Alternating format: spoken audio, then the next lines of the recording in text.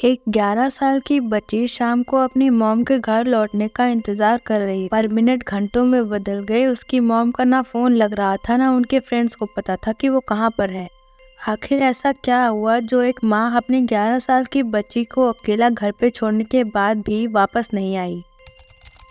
Nadia Uttarakhand के रुद्रपुर में रहने वाली एक 33 साल की नर्स जो एक प्राइवेट हॉस्पिटल में काम करती थी। नाडिया की लाइफ इजी नहीं थी, क्योंकि उनकी शादी और एक बच्चा होने के बाद भी उनके और उनके हस्बैंड के बीच का रिश्ता इतना ख़राब था कि दोनों ने डाइवोर्स ले लिया। और उसके बाद उनकी 11 साल की बेटी की सारी रिस्पॉन्सिबिलिटी के ऊपर आ गई थी। इसी सोसाइटी में जो डाइवोर्सी वुमेन को एक्सेप्ट नहीं करती, नाडिया को नाडिया की फैमिली की तरफ से सपोर्ट मिलने के बाद उन्होंने अपनी लाइफ को रीस्टार्ट किया और अपनी बेटी के साथ अपने पेरेंट्स के घर पर रहकर अपनी पोस्ट वापस से ज्वाइन की। नाडिया डेली हॉस्पिटल जाती थी और हॉस्पिटल के बाद ऑटो या रिक्शा से घर वापस आ जाती थी। लेकिन 30 जुलाई 2023 के शाम से वो घर कभी वापस ही नहीं आई। जब नाडिया घर वापस नहीं आई तो नाडिया के घर वालों की चिंता बढ़ गई, क्योंकि उसके फ़ोन नहीं लग रहा था। तो नाडिया के बहन ने उसके पेरेंट्स को कॉल करना शुरू किया, पर किसी के पास नाडिया की कोई इन्फॉर्मेशन नहीं थी। उसके बाद नाडिया के घर वालों ने हॉस्पिटल में कॉल करके पता किया, तो हॉस्पिटल वालों ने बताया कि नाडिया अपनी ड्यूटी पूरी करके टाइम पर ही निकल गई थी। अगले दिन नाडिया का मिसिंग कंप्लेंट लिखवाने पर पुलिस वाले नाडिया को ढूंढने लगे थे। पुलिस ने नाडिया का सारा मूवमेंट ट्रैक किया, सिर्फ सीसीटीवी चेक किया। सीसीटीवी के अकॉर्डिंग 38 जुलाई के शाम को नाडिया हॉस्पिटल से निकली, ई रिक्शा पर बैठी, पर जब उन्होंने नाडिया के अपार्टमेंट के पास वाला सीसीटीवी चेक किया तो उसमें नाडिया कहीं नहीं दिखी। इसके बाद पुलिस वालों का सारा शक ई रिक्शा वालों पर गया। ई रिक्शा वालों से इंट्रोगेशन करने के बाद उन्हें पता लगा कि ई रिक्शा वालों ने नाडिया को उनके बताए एड्रेस पर ड्रॉप कर दिया था। उसके बाद क्या हुआ उसे कुछ नहीं पता, पर 8 अगस्त उन्हें नाडिया के बारे में पता चलता है। यूपी के बिलासपुर कॉलोनी, जो रुद्रपुर से 1.5 किलोमीटर दूर होता है, वहाँ एक प्लॉट में झाड़ियों के बीच नाडिया की बॉडी मिली।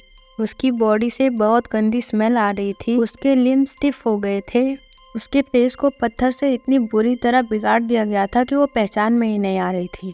पुलिस को उसकी आइडेंटिफिकेशन उसके यूनिफॉर्म से पता चली, जो कि फटी हुई थी, जो कि क्लियर बता रही थी कि उसके साथ जबरदस्ती की गई थी।